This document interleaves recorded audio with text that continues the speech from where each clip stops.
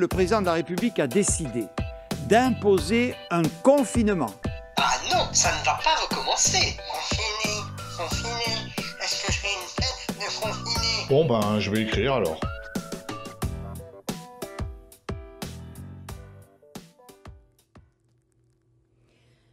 Début 2020, un virus pointe le bout de son nez dans l'empire du milieu et commence son petit bonhomme de chemin, sautant d'un pangolin à un chinois, d'un chinois à un italien, d'un chinois à un français, etc., etc.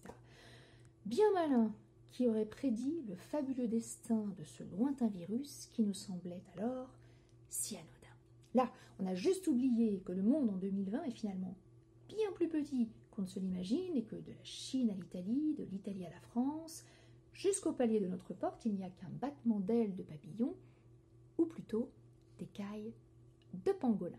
Et avec ce virus, c'est tout notre quotidien qui est bouleversé, et surtout la peur qui gagne du terrain. Une peur primale, insensée, entretenue par la méconnaissance de ce nouveau venu, exacerbée par les décomptes mortuaires, les discours anxiogènes et les rumeurs les plus folles. Quand des gestes aussi naturels qu'une poignée de main, une accolade ou une embrassade deviennent des armes de destruction massive et que le cloisonnement ou l'isolement sont portés au nu, on est en droit de se demander ce que nous sommes devenus, non?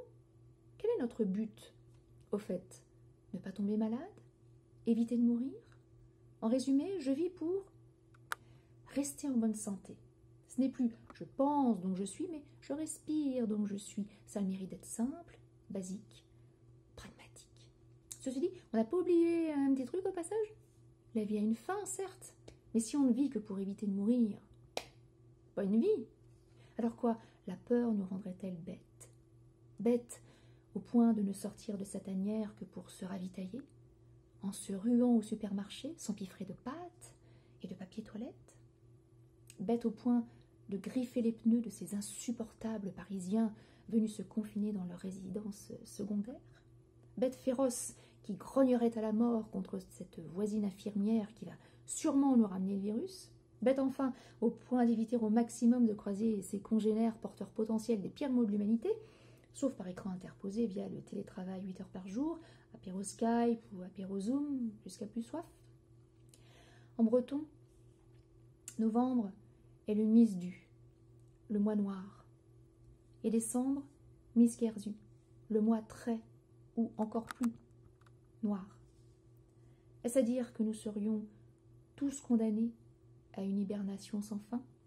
Jusqu'à quand ce confinement va-t-il durer? Si ça continue, les fins cons que nous serons tous devenus ne se reconnaîtront plus quand nous mettrons de nouveau le museau, le masque, dehors. Je sens que l'ours qui est en moi se révolte et ne veut croire en cette issue funeste. Et vous, amis plantigrades, qu'en pensez-vous? N'oubliez pas de participer au concours intitulé À vos plumes, organisé par les Armagnacs. Envoyez vos textes à l'adresse suivante art.magnac@laposte.net. On vous embrasse.